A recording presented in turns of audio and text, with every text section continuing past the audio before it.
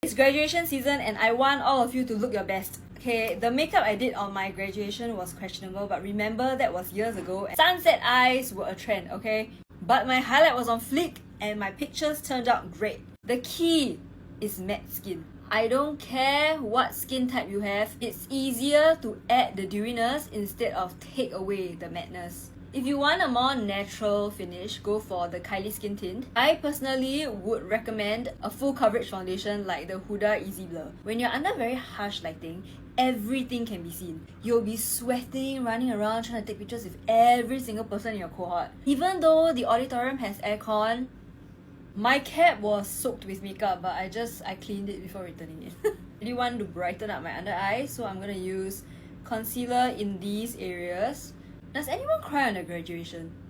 Maybe your parents but I didn't cry. Blush and contour doesn't really matter, but I definitely want to contour my nose so that it looks snatched. That was the new Anastasia contour stick. I'm using this blush from Haus Labs. I want the blush to be seen, okay? The most important step, setting powder. I'm gonna use a brush first to press in the powder. Press, don't swipe. Don't forget the eyelids. Okay, remember, matte skin.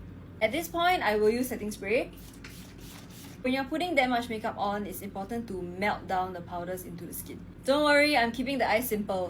Makeup by Mario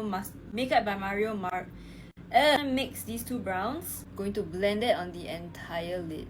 I like to make my eyes look bigger, so I always blend out further than where my eyes stop. This Dior palette and taking the highlighter, and I'm putting that in the center of my eyelid. Going back to the same brush to blend it out.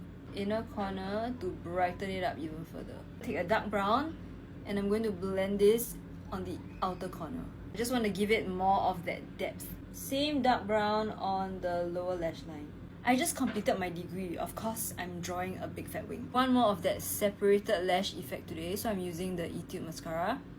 I love my lashes. Sticking these individual lashes only on the outer part. I usually put 2 clusters and like extend it even on my eyeliner so it looks like my lashes are fuller. Compared to the other eye, this side looks more elongated. Trying to fake that I have a longer lash line. Fake it till you make it was my motto in uni. Now if you want to bring back the dew, going back to the blush, and I'm just stamping this only on the outer area. I don't want to do anything past here cause that's where all my pores are. I didn't even put highlighter, but you can see the cheek looks pretty glowy. But for my matte girlies, we move to a matte blush. I'm adding this in the same area that I added the cream blush. There's going to be a lot of harsh lighting, you're going to be taking pictures with flash. Trust me, you want that blush to be seen. If not, you're just going to look very washed out. Same Dior highlighter for the nose. I'm using a Tarte lip liner in the shade Nude. All my lip liners look like this lah.